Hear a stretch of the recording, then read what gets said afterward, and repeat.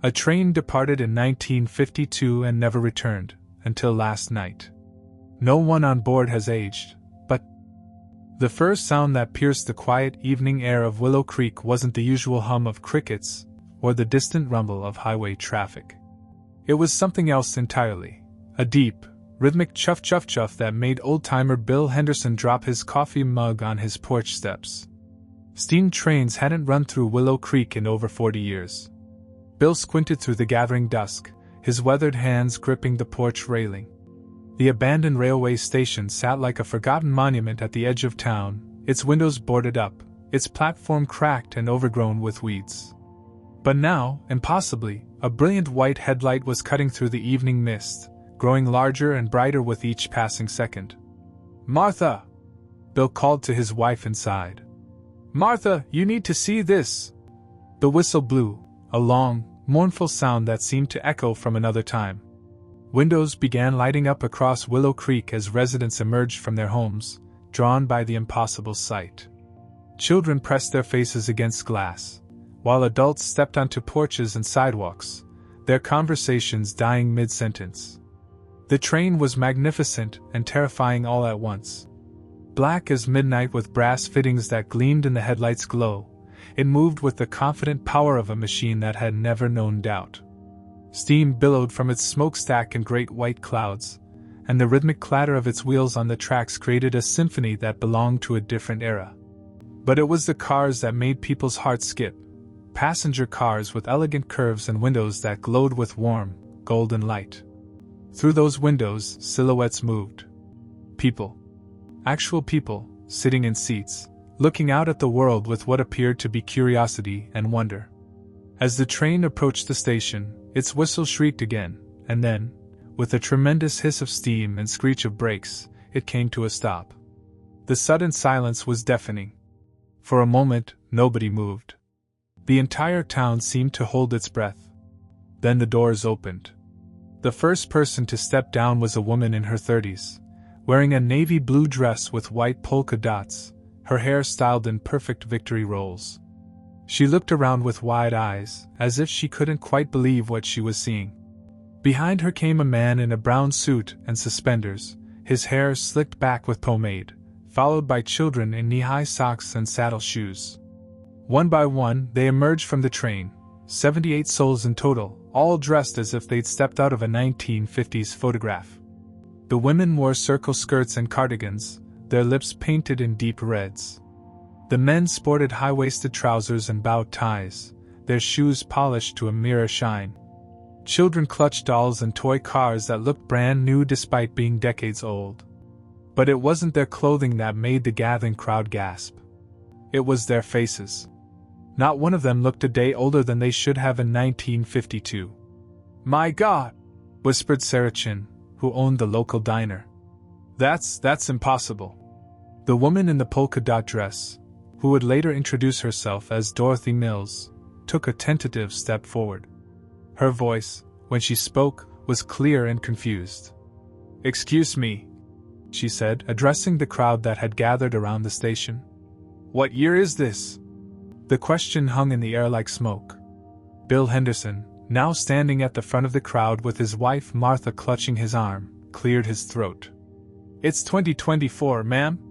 July 12, 2024. Dorothy's face went pale. Behind her, murmurs rippled through the group of passengers.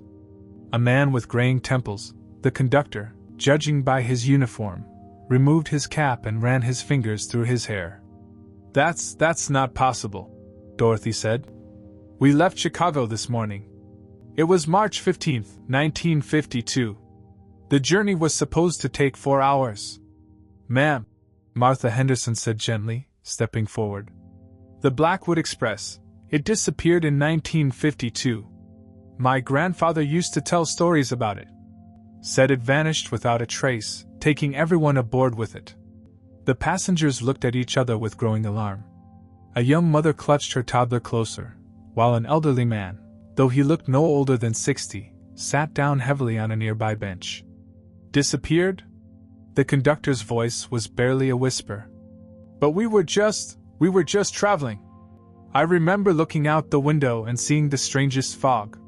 Then the next thing I knew, we were here. That's when the first recognition happened. Dorothy Mills had been scanning the crowd with desperate eyes when she suddenly gasped. Jenny? Jenny Morrison? An elderly woman near the back of the crowd, bent with age, her hair silver white, looked up with confusion. Yes, I'm Jenny Morrison, but… It's me! It's Dorothy! Dorothy Mills from Oak Street! The old woman's eyes widened. She moved forward slowly, as if afraid she might be dreaming. Dorothy? But you can't be Dorothy. Dorothy was my best friend, but she would be 93 years old now. I remember you, Dorothy said, tears streaming down her face. You were supposed to be my maid of honor. Thomas and I were getting married in June. You helped me pick out the dress. Jenny Morrison's weathered hands flew to her mouth. Oh my dear God! Dorothy, is it really you? The reunion was both beautiful and heartbreaking. Dorothy looked exactly as she had at 26, while Jenny bore the weight of 72 years. They embraced, and the sight of it brought tears to many eyes in the crowd.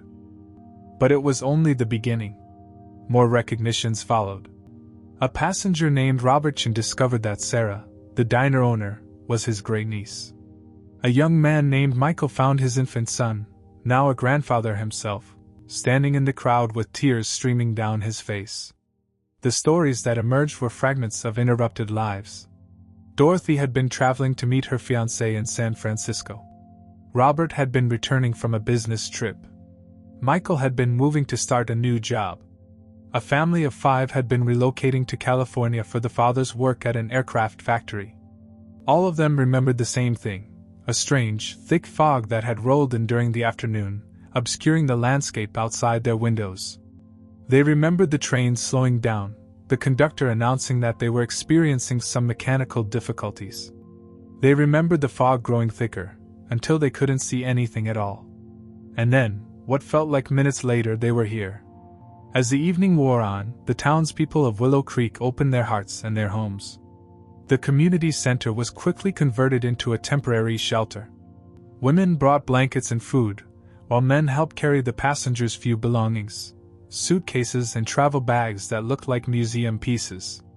The joy was palpable. Families separated by 7 decades were reunited. Stories were shared, tears were shed, and laughter echoed through the streets. The local pastor, Father Miguel, declared it a miracle. The mayor, a practical woman named Linda Torres, was already making calls to state officials, though she wasn't sure what exactly she was supposed to report. But even in the midst of celebration, there were heartbreaking discoveries. Many passengers learned that their loved ones had passed away years or even decades ago. Dorothy found out that her fiancé Thomas had waited for her until 1960 before marrying someone else. He died in 1998, but he never stopped wondering what had happened to her. A passenger named William Hart discovered that his wife had remarried after he was declared deceased in 1958. She'd lived a full life, raised their son, and passed away peacefully in 2019. Their son, now in his 70s, wept as he embraced the father he'd never known. The world they'd left behind was gone. Oak Street, where Dorothy had lived, was now a shopping mall. The neighborhoods they remembered had been torn down and rebuilt. The jobs they'd held no longer existed. The money in their wallets was worth far more than its face value but was useless for buying anything. Yet there was something beautiful in their resilience. As the night wore on, the passengers began to adapt with remarkable grace. They marveled at electric lights that didn't flicker, at the smooth surface of the paved roads, at the magical rectangles of light that everyone carried in their pockets. Young Timothy Fletcher, who had been 8 years old when the train disappeared, spent an hour staring at a smartphone with the wonder of someone seeing magic for the first time. His grandfather, the son he'd left behind, patiently explained how it worked, though Timothy was far more interested in the games than the technology.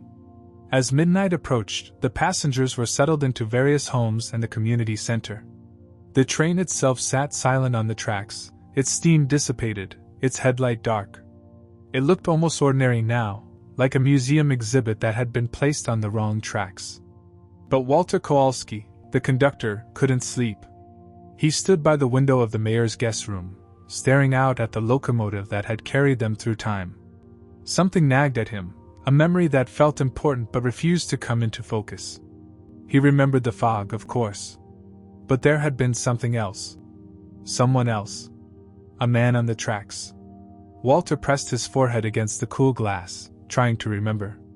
Yes, there had been a man standing on the tracks just before the fog rolled in. Tall and thin, wearing a dark coat.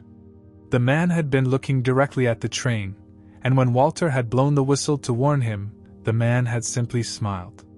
But that was impossible. The train had been moving at full speed. No one could have stood on the tracks and survived. Could they? Walter shook his head, telling himself it was just the shock of everything that had happened. His mind was playing tricks on him. But as he finally turned away from the window, he could have sworn he saw a figure standing by the train, watching the house where he was staying. When he looked again, there was nothing there. Just the empty tracks and the silent train, waiting in the moonlight like a promise that hadn't yet been kept. Or perhaps, like a debt that had yet to be paid. The next morning brought sunshine and something that Willow Creek hadn't experienced in decades: genuine wonder. Dorothy Mills stood in Sarah Chen's kitchen, marveling at the electric coffee maker as if it were a miracle machine. "You just push a button and it makes coffee?" she asked, her eyes wide with delight. "That's nothing," Sarah laughed, opening the refrigerator. "Wait until you see this." The passengers had spent their first full day exploring the modern world with the enthusiasm of children. Timothy Fletcher, still 8 years old in a world that had forgotten how to be amazed by simple things, had appointed himself the unofficial tour guide for the other passengers. He led them through the grocery store, pointing out automatic doors and checkout scanners with the authority of someone who had figured out the future in a single day. "Look," he called to his traveling companions. "The doors know when you're coming." The townspeople embraced their unexpected guests with remarkable warmth. Mrs. Henderson organized a clothing drive, though many of the passengers politely insisted they preferred their own clothes. The local seamstress, Maria Santos, offered to alter modern clothing to match 1950s styles, which led to an impromptu fashion show in the community center that had everyone laughing. Robert Chin, who had discovered his great-niece Sarah, spent the afternoon helping in her diner. Despite 70 years of culinary evolution, his hands remembered how to flip pancakes and scramble eggs. "Some things never change," he said with satisfaction, serving up plates to curious locals who had come to meet the passengers. The celebration reached its peak that evening with an impromptu block party. Someone had brought out a guitar, and the passengers taught the townspeople dances from the 1950s. Dorothy Mills, radiant in her polka dot dress, spun around the community center floor with Mayor Torres, both of them laughing as they tried to remember the steps to a jitterbug. "This is wonderful," Dorothy said during a break in the music. "It's like the whole world has become a celebration."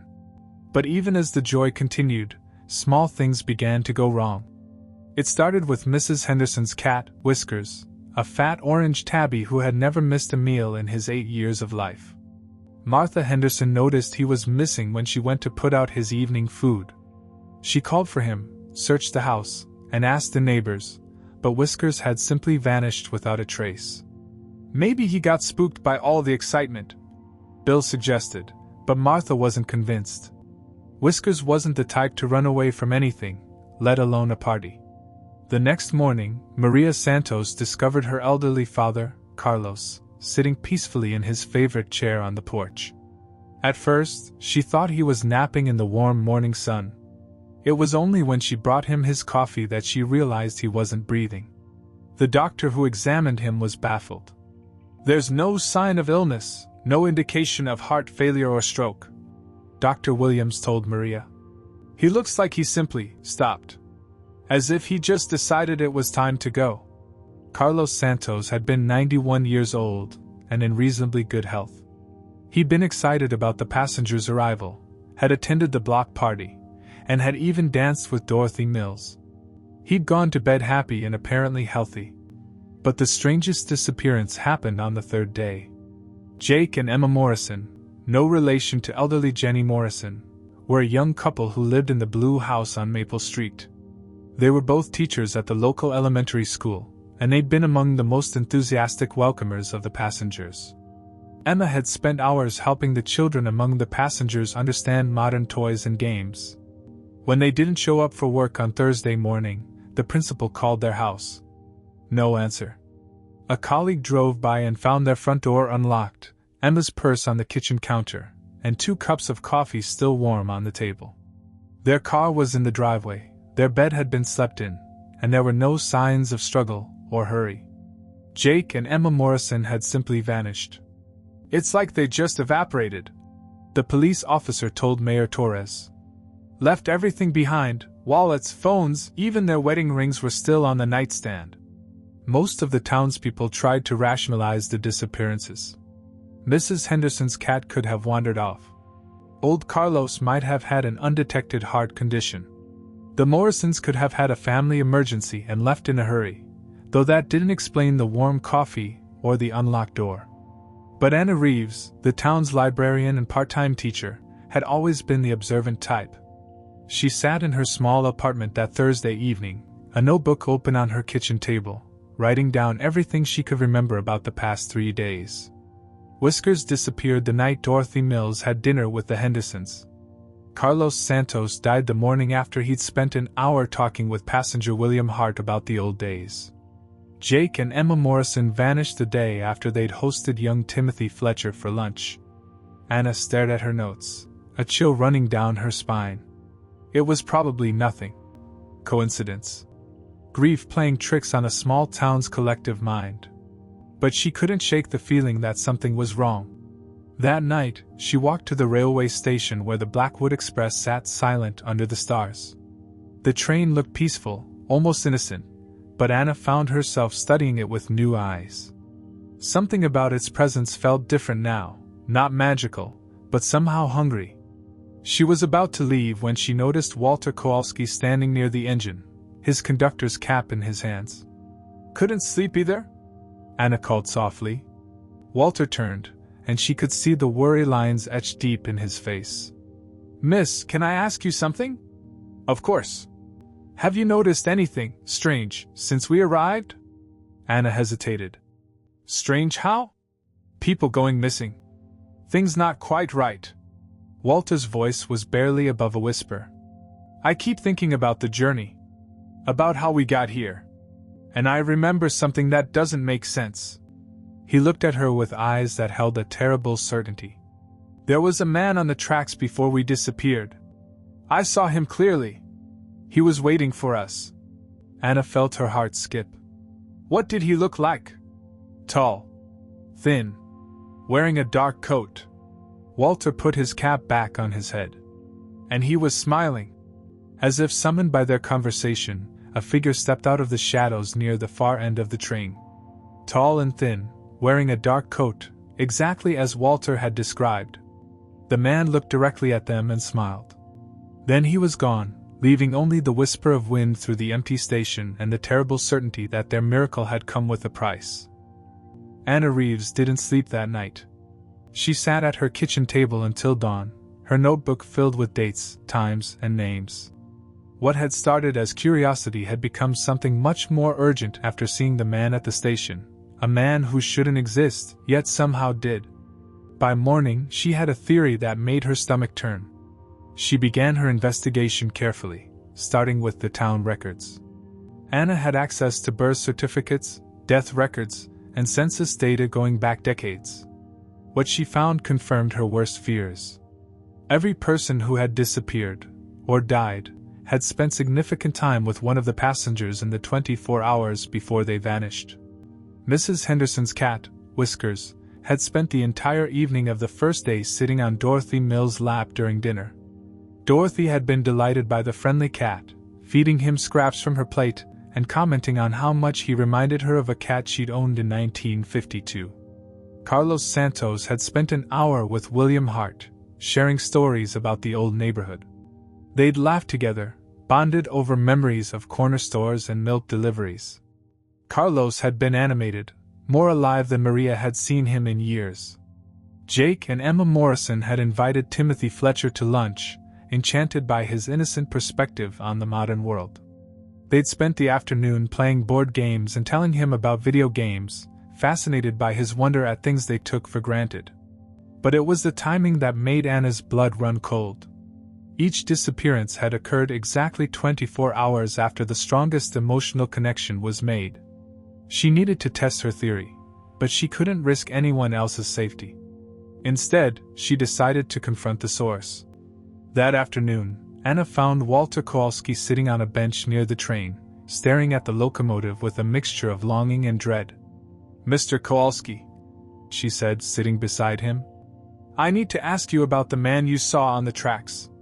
Walter's hands trembled as he removed his cap. "I've been thinking about him all night. About that day in 1952.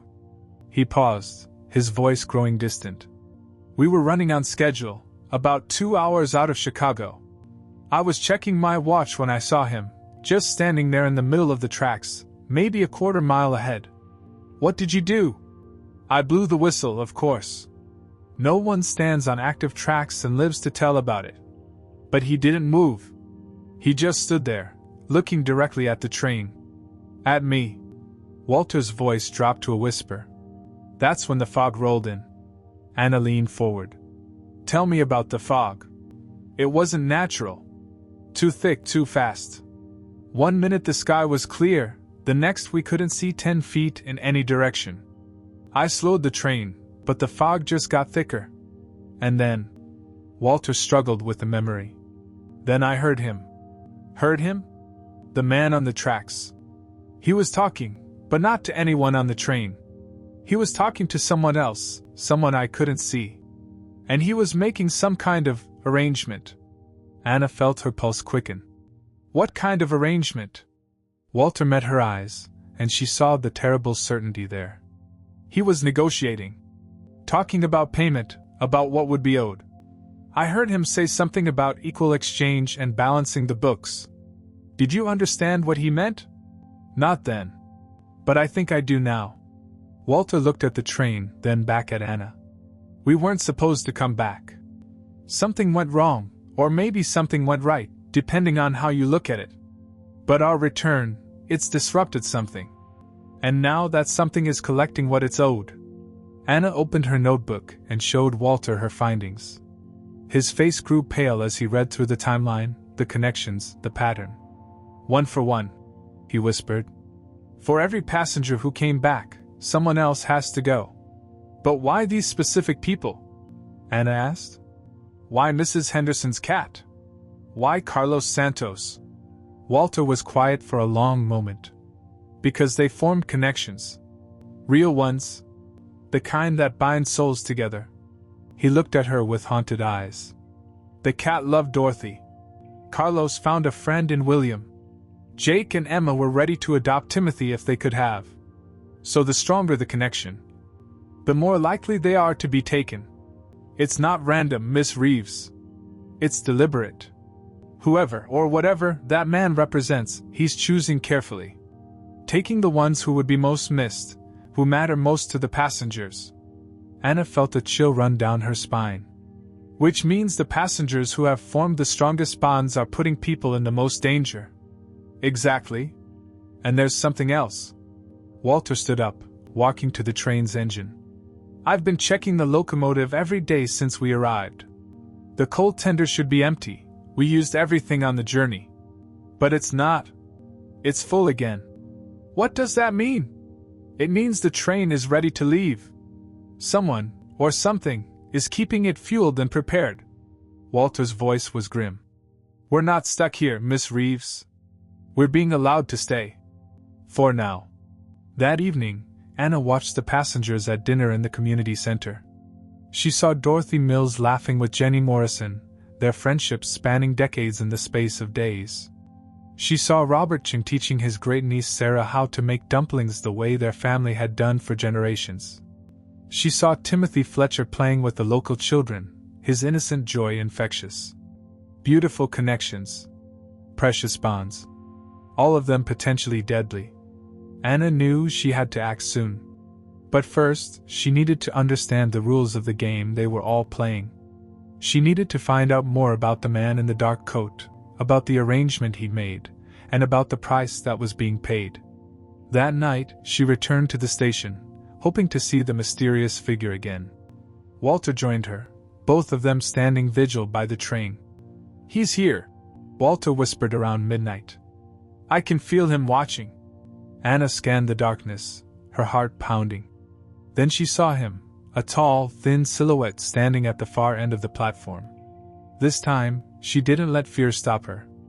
"We need to talk," she called out to the figure. The man stepped forward, and Anna could see his face clearly for the first time. He was ageless, neither young nor old, with eyes that held the weight of centuries. When he smiled, it was neither cruel nor kind, it was simply business. "You're beginning to understand," he said, his voice carrying clearly across the platform despite the distance. "That's good. Understanding makes what comes next so much easier." "What comes next?" Anna demanded. "The passengers must choose," the man replied. "They can stay and watch as everyone they come to love disappears one by one. Or they can return to where they belong and spare your little town any more adjustments. And if they refuse to choose?" The man's smile widened. "Then I'll choose for them. And I promise you, Miss Reeves, my choices will be far less merciful than theirs." He tipped his hat, a gesture that belonged to another era. "You have until tomorrow night. After that, the arrangement becomes permanent." Then he was gone, leaving only the echo of his words and the terrible weight of an impossible decision. Anna spent the night wrestling with how to tell the passengers what she'd discovered. How do you explain to people who have already lost everything that their very presence is causing more loss? How do you tell someone that their joy is another person's death sentence? She decided to start with Dorothy Mills. Anna found Dorothy in the community center kitchen the next morning, humming while she helped prepare breakfast. The woman's contentment was heartbreaking. She'd found purpose again, usefulness, a place in the world. "Dorothy, I need to speak with you privately," Anna said gently. They sat in the small office behind the kitchen, and Anna carefully explained what she'd discovered. She showed Dorothy the timeline, the connections, the pattern. With each revelation, Dorothy's face grew paler. "You're saying that because I loved that cat, it disappeared?" Dorothy's voice was barely a whisper. "I'm saying that when you form connections here, those connections have consequences." Dorothy's hands shook as she processed the information. "Carlos Santos? The sweet old man who reminded me of my father? He spent an hour with William Hart, sharing memories. They bonded over their shared past. 24 hours later, he was gone. And Jake and Emma Morrison?" Anna's voice was gentle but firm. "They fell in love with Timothy Fletcher. They were talking about how wonderful it would be to have a child like him. They disappeared the next day." Dorothy buried her face in her hands. "This is my fault. All of it. If we hadn't come back." "You didn't know," Anna said. "None of you knew. But now you do, and you have to decide what to do with that knowledge." The conversation with Walter was harder. The conductor had suspected, but confirmation hit him like a physical blow. He sat heavily in his chair, his cap in his hands. 78 passengers," he said quietly. 78 people who don't belong here. That means 78 people from your time could disappear." "Not could," Anna corrected. "Will. Unless something changes." Walter looked up at her with eyes full of pain. "What are you asking us to do?" "I'm not asking anything. I'm telling you what's happening so you can make an informed choice." But the hardest conversation was yet to come. Anna and Walter gathered the passengers in the community center that afternoon. Anna had prepared a careful speech, but when she saw their faces, hopeful, trusting, finally at peace, the words died in her throat. It was Walter who spoke first. "Friends," he said, his voice carrying the authority of someone who had guided people through difficult journeys before. "We need to talk about why we're really here." He told them about the man on the tracks, about the arrangement, about the price being paid. Anna showed them her research, the timeline, the connections. The room grew quieter with each revelation. Timothy Fletcher, still 8 years old but with the gravity of someone much older, raised his hand. "So if I keep playing with the kids here, they might disappear?" "Yes," Anna said simply. There was no point in softening the truth. "But I like them," Timothy said, his voice small. "They're my friends." "I know, sweetheart. But friendship here comes with a cost that's not fair to anyone." The passengers began to argue among themselves. Some refused to believe it. Others accepted it immediately but couldn't bear the thought of leaving again. A few became angry, demanding to know why they should have to sacrifice their happiness for strangers. "These people opened their homes to us," Robertson said firmly. "They fed us, clothed us, welcomed us with open hearts. How can we repay that kindness by putting them in danger?" "But we've already lost everything once," protested a woman named Helen Burke. "Our families, our homes, our entire lives. Are we supposed to lose them again?" "Some of us have found family here," added William Hart. "Real connections. People who understand us. Why should we have to give that up?" The debate continued for hours. Some passengers, like Dorothy and Robert, were ready to accept the truth immediately. Others, like Helen and a man named Frank Morrison, argued that they'd suffered enough and deserved to find happiness wherever they could. But it was Margaret Hendricks who changed everything. Margaret was a quiet woman in her 60s who had kept mostly to herself since the train's arrival. She'd been traveling to visit her daughter in 1952, but had learned that her daughter had died in a car accident in 1967. She'd seemed lost, adrift, until she'd met a young woman named Lisa who reminded her so much of her daughter that they'd spent every day together. "I have something to tell you all," Margaret said, her voice cutting through the arguments. "Last night I couldn't sleep, so I went to visit Lisa. She's been feeling tired lately, complained of headaches. I thought maybe she was working too hard." Margaret's voice broke. "I found her unconscious in her apartment. She's in the hospital now. The doctors don't know what's wrong with her, but she's fading. Getting weaker by the hour." The room fell silent. "She's 23 years old," Margaret continued. "She has a whole life ahead of her. A fiancé who loves her, dreams of becoming a teacher, plans to have children. And she's dying because of me. Because I needed her to fill the hole my daughter left behind." Margaret looked around the room at her fellow passengers. "I've been selfish. We all have. We're so focused on what we've lost that we're not seeing what we're taking. But the arrangement wasn't our choice," Frank Morrison protested. "We didn't ask for this." "No," Margaret said firmly. "But now we know about it. And what we choose to do with that knowledge, that's on us." Walter stood up slowly. "Margaret's right. We can't unknow what we know. Every day we stay here, more people are at risk. Every connection we make, every person we come to love, they're all in danger because of us." "So what are you saying?" Helen Burke asked, though her voice suggested she already knew. "I'm saying we have to choose," Walter replied. "We can stay and watch innocent people disappear one by one, or we can do what's right and spare this town any more suffering." Dorothy Mills stood up, her polka-dot dress bright against the somber mood of the room. "I've made my choice. I won't be responsible for anyone else's death." One by one, other passengers began to stand. Robert Chin, Margaret Hendricks, Timothy Fletcher, helped up by his seat neighbor, William Hart, tears streaming down his face. But not everyone stood. About a dozen passengers remained seated, their faces set in stubborn determination. "This is our chance," Frank Morrison said. "Our chance to have a life again. I won't give that up." The room divided, literally and figuratively. Those who were willing to leave stood on one side, while those who insisted on staying remained seated on the other. Anna looked at the split group and felt her heart break. Even faced with the truth, even knowing the cost, some of them couldn't bring themselves to sacrifice their happiness for strangers. But the choice had been made. Not unanimously, but decisively. The question now was whether a partial solution would be enough, or if the man in the dark coat would accept nothing less than all of them. Outside, storm clouds gathered on the horizon, and the Blackwood Express sat waiting on the tracks, its cold tender full and ready for one final journey. The town square had never hosted a gathering quite like this one. As evening approached, the passengers assembled in the center of Willow Creek, their divisions stark and painful. 54 passengers stood ready to board the train, their faces resolute despite the tears. 24 others remained defiantly seated on the benches around the square, their arms crossed, their jaws set. The townspeople gathered too, though they kept their distance.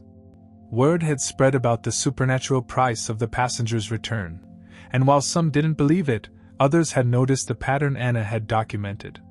The missing cat, old Carlos Santos, the vanished Morrison couple, it was hard to ignore once you knew what to look for. Walter Kowalski stood at the front of the group, his conductor's uniform pressed and his cap positioned properly. He'd spent the afternoon checking the train one final time, ensuring it was ready for departure. The locomotive hummed with an energy that seemed to come from somewhere beyond the physical world. "Before we make our final decision," Walter announced, "I want everyone to understand what we're choosing between." He gestured to those who planned to stay. "If you remain here, the disappearances will continue. One for one, as the arrangement demands. The people of this town, people who welcomed us with open hearts, will pay the price for our presence." Frank Morrison stood up from his bench. "And if we leave, we lose everything again. We lose the only chance we'll ever have at a normal life." "Frank's right," added Helen Burke. "We didn't ask for this situation. Why should we have to sacrifice our happiness for people we barely know?" Dorothy Mills stepped forward, her voice steady despite the emotion in her eyes. "Because it's the right thing to do. Because these people didn't ask for this situation either, but they're the ones paying the price." "Easy for you to say," Frank shot back. "You found Jenny Morrison, reconnected with your best friend. Some of us found more than that here. Real love, real purpose." Anna watched from the edge of the crowd as a man named David Patterson nodded in agreement. He'd fallen in love with the town librarian's assistant, a woman named Claire who reminded him of the wife he'd lost in 1952. The connection between them was obvious, beautiful, and, according to Anna's research, putting Claire in mortal danger. "David," Anna called out. "Claire has been feeling weak lately, hasn't she? Dizzy spells, fatigue?" David's face went pale. "She said it was just stress from work." "It's not stress. She's the next one to be taken, and you know it." The confrontation that followed was heartbreaking. David loved Claire genuinely, desperately, but the evidence was undeniable. She was showing the same symptoms that had preceded the other disappearances. Within hours, she would be gone unless something changed. One by one, Anna and Walter worked through the list of those who insisted on staying. Each had formed connections that were putting innocent people at risk. Each was so desperate for the life they'd lost that they were willing to sacrifice others to keep it. But it was Margaret Hendricks who provided the turning point. "I want to tell you about my Lisa," she said, her voice carrying across the square. "She's 23 years old, and she's dying in the hospital because I was too selfish to let go." Margaret's words were simple but devastating. She described Lisa's dreams, her plans to become a teacher, her excitement about her upcoming wedding. She talked about the young woman's kindness, her generosity, her bright future, all of it being stolen away because Margaret couldn't bear to lose another daughter. "I visited her this afternoon," Margaret continued. "She can barely keep her eyes open, can barely speak. But she smiled when she saw me and said she was glad we'd become friends. She thanked me for bringing joy into her life." Margaret's voice broke. "She thanked me for finishing her, and she doesn't even know it." The silence that followed was deafening. "I won't do it anymore," Margaret said firmly. "I won't watch that beautiful girl die for my happiness. If that makes me a fool, so be it." Her words had a profound effect. David Patterson was the first to stand, tears streaming down his face. "Claire doesn't deserve this," he whispered. "None of them do." Others followed. Helen Burke, her defiance crumbling as she thought about the elderly woman who'd been teaching her to use a computer. Frank Morrison, remembering the teenager who'd been helping him understand modern music and who'd been complaining of headaches for the past 2 days. But 7 passengers remained seated.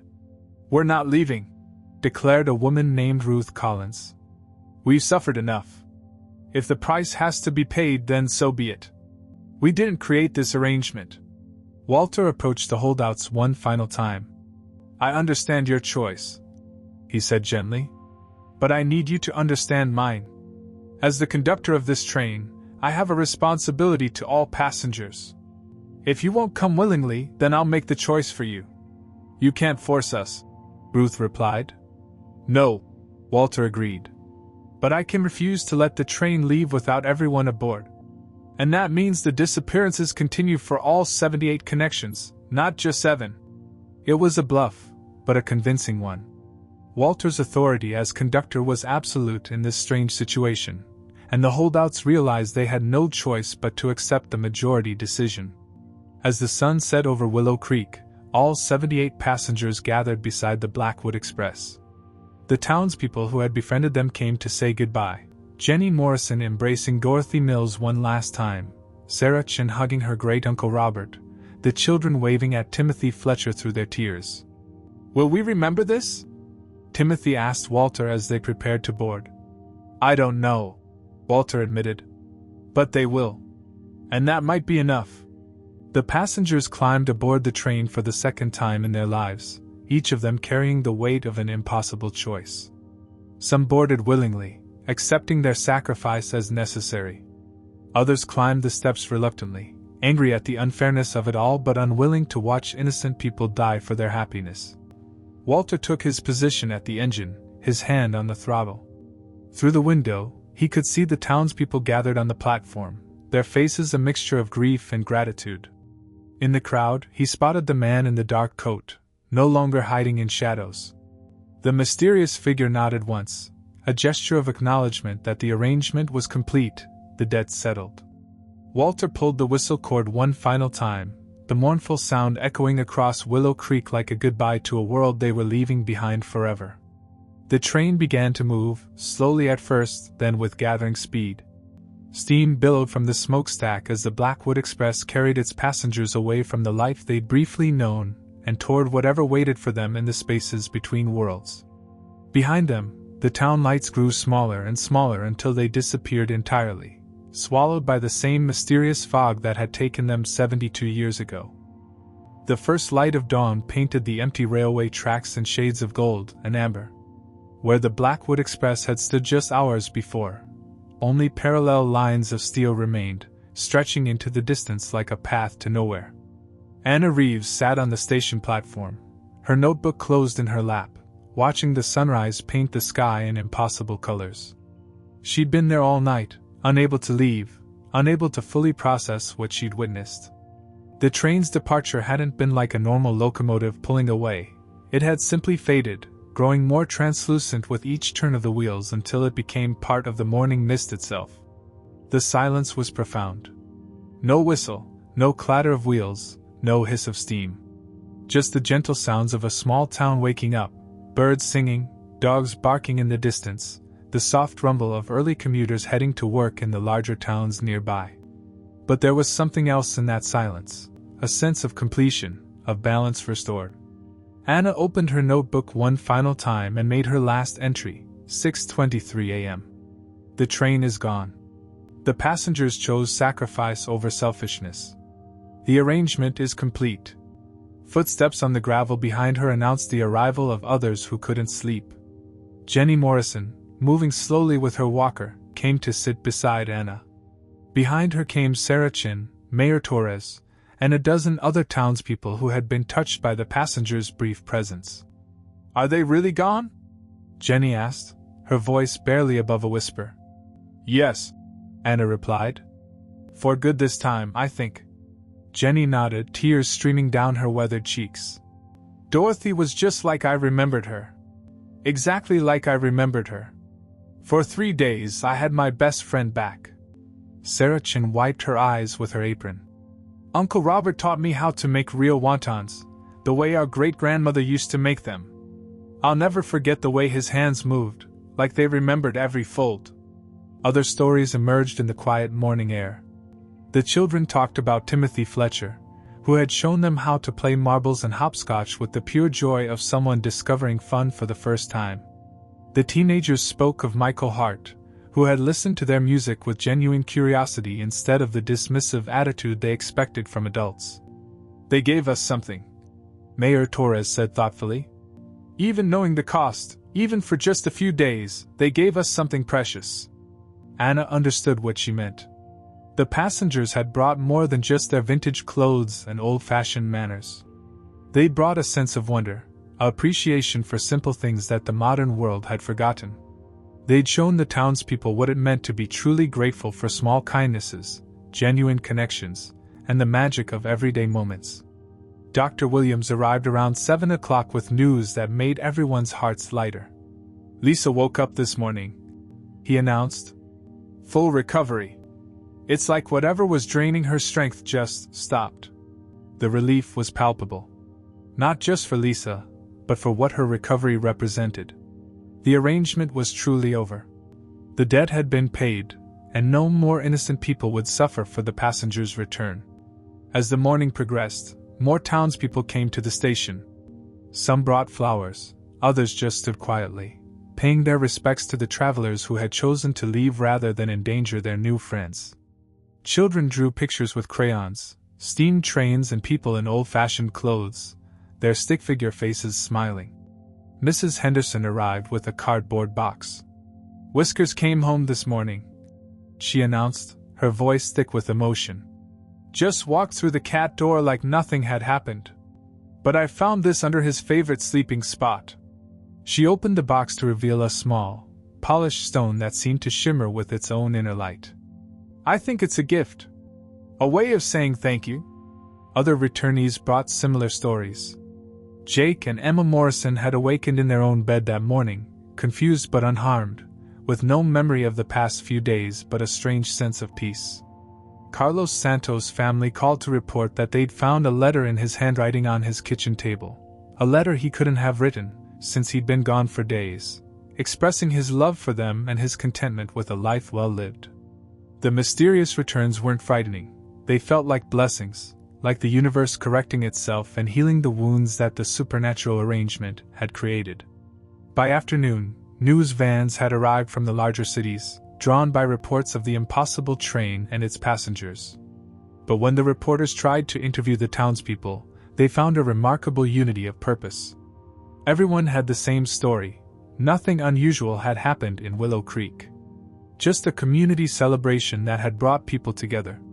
The reporters left frustrated, but the townspeople smiled at each other with shared understanding. Some stories were too precious, too personal, to be turned into sensational news. Anna remained at the station until sunset, writing in her notebook and watching the tracks.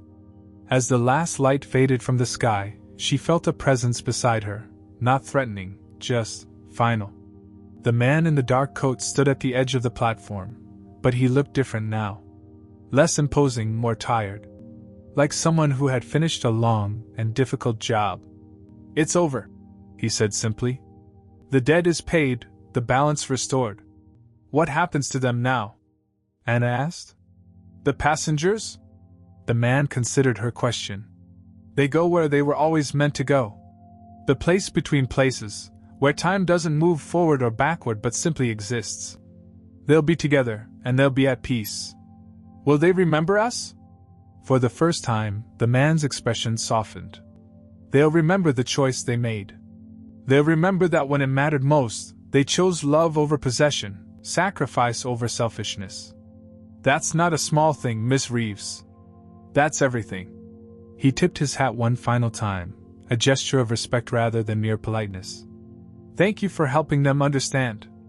Not everyone would have been brave enough to tell them the truth." "What are you?" Anna asked, but the man was already fading. "A keeper of balances," his voice whispered on the evening wind. "Nothing more, nothing less." Then he was gone, and Anna knew he wouldn't return. His work in Willow Creek was finished. As she finally stood to leave, Anna took one last look at the empty tracks. Tomorrow, they would begin to rust again, to be reclaimed by weeds and weather. but tonight they still seemed to shimmer with possibility, with the memory of an impossible journey and the passengers who had chosen to take it. The town of Willow Creek settled into sleep, carrying with them dreams of old-fashioned dances, of vintage dresses and pomaded hair, of children who played with simple toys and found joy in everyday wonders. They would wake up different, touched by something magical, reminded of what really mattered in life. And on quiet evenings, when the light was just right and the air was still, some people would swear they could hear it in the distance, the whistle of a train that ran on tracks of memory and kindness, carrying its passengers not through space, but through the vast territories of the heart. The Blackwood Express was gone, but its legacy remained, a story of connection, choice, and the courage to do what's right, even when the cost is everything you've ever wanted. In the end, that was enough. More than enough. It was everything.